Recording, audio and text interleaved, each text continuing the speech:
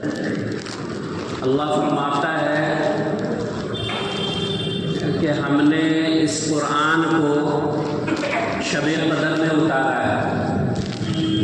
اور آپ کو معلوم ہے کہ شب قدر کیا ہے؟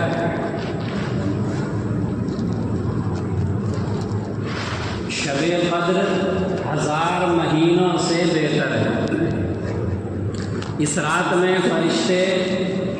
اور روح القدس اپنے پروردگار کے حکم سے نازل ہوتے ہیں، اور ہر امر خیر کے لیے سلامتی ہی سلامتی ہے، وہ رہتی ہے طلوع فجر تک۔ اس سورہ مبارکہ میں اللہ تبارک تعالیٰ نے شب قدر کی فضیلت بیان فرمائی ہے۔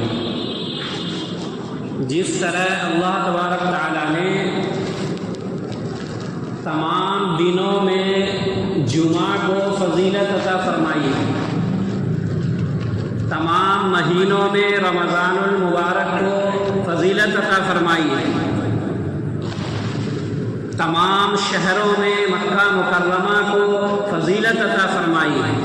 تمام کتابوں میں قرآن کریم کو فضیلت عطا فرمائی ہے، تمام نبیوں میں سرکار دو عالم صلی اللہ علیہ وسلم کو فضیلت عطا فرمائی ہے۔ اسی طرح تمام راتوں میں شب قدر کو فضیلت عطا فرمائی ہے۔ اللہ تبارک تعالیٰ نے شب قدر کے فضائل میں جس بنیادی بات کا تذکرہ فرمایا ہے، وہ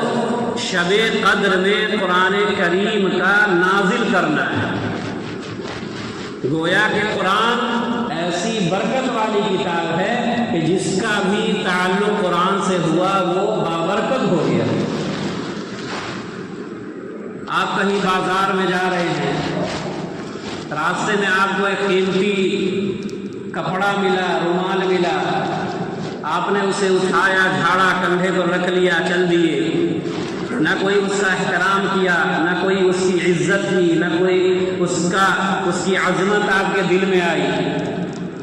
وہیں آپ مسجد میں تشریف لے جاتے ہیں،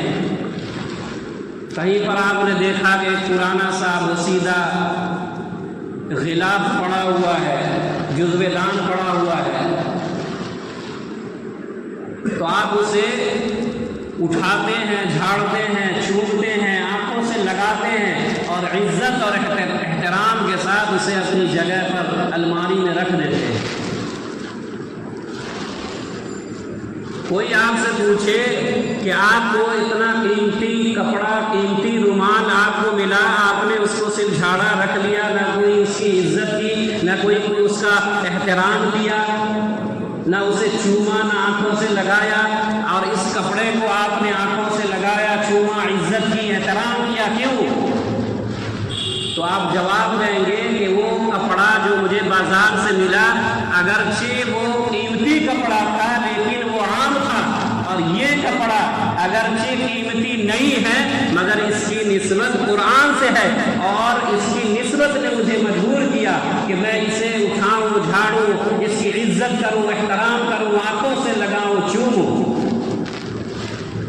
کیونکہ جو چیز قرآن سے مل جاتی ہے، جس کا تعلق قرآن سے ہو جاتا ہے، وہ چیز اونچی ہو جاتی ہے، بابرکت ہو جاتی ہے۔ قرآن خود اونچا ہے، اور جو چیز اس سے متعلق ہوگی وہ بھی اونچی ہو جائے گی۔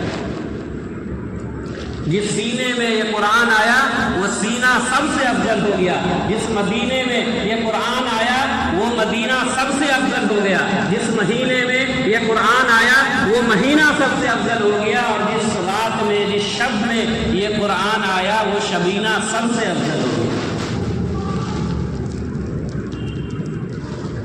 لیلۃ القدر بہت اونچی رات ہے، لیلۃ القدر بہت افضل رات ہے، لیلۃ القدر بہت مبارک رات ہے، مگر اس رات کو مبارک قرآن کریم نے بنایا ہے۔ اگر آپ بلند ہونا چاہتے ہیں، قوم کی بلندی، آپ کی بلندی، ملک کی بلندی، سب قرآن سے وابستہ ہے، آئین قرآن سے وابستہ ہے۔ جو لوگ شب قدر میں صرف نوافل پڑھ کر خوش ہو جاتے ہیں کہ ہم نے شب قدر کا حق ادا کر دیا، انہیں یہ بات خوب سمجھ لینی چاہیے کہ جب تک ہمارا عقیدہ قرآنی تعلیمات کے مطابق نہیں ہوگا، ہمارا عمل قرآنی تعلیمات کے مطابق نہیں ہوگا، ہمارے شب و روز قرآنی تعلیمات کے مطابق نہیں ہوں گے، اس وقت تک ہماری نیکیاں دربار عزی میں بارگاہ الہی میں قبولیت کو نہیں پہنچ سکتی۔ ہمارے عقیدے میں قرآن آئے، عمل میں قرآن آئے، کردار میں قرآن آئے، شب و روز میں قرآن آئے، غرض کہ ہماری پوری زندگی قرآن کے رنگ میں رنگ جائے، تب سمجھا جائے گا کہ ہم نے شب قدر کا حق ادا کر دیا ہے۔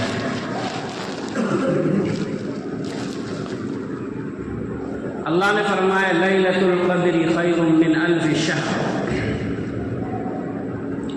کہ اس ایک رات میں عبادت کرنا